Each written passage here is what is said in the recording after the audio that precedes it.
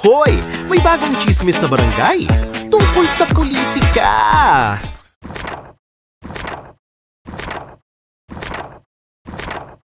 Parang Arnel, alam mo ba, si Kapitan raw nahuli kagabi. Kumakain ng fishball sa kanto. Walang bayad. Ay, grabeng korupsyon yan. Fishball pa lang, may anomalya na.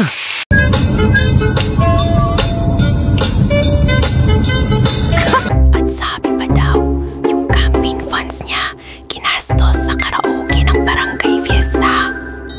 Ladies and gentlemen, your tax money, kinanta sa my way.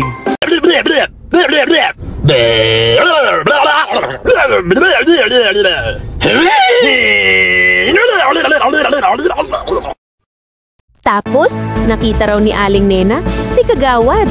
Bumili ng 1 kilong bigas. Tapos, installment daw bayad. Utang pa. Kung Kagawad nga, di kayang cash, paano pa kaya ang budget sa barangay hall? Aleti pandaho, tumalaman mo na metenete hunaho, tenunaho, tenenoho. Aleti pandaho, tumalaman na metenete hundaho, tehundaho. Pero eto, pinaka-latest. Sabi ni Totoy, baka tumakba si Kapitan sa mayor. Ha? I-level up ang fishbowl to siomay na yan. Rapaz,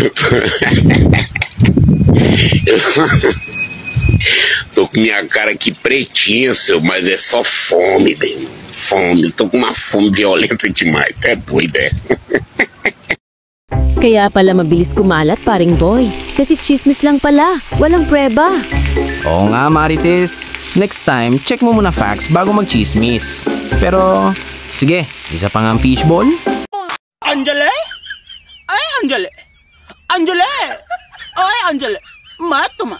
Tumuja! Matuma! Tumuja! Matuma! Tumuja! Anjali!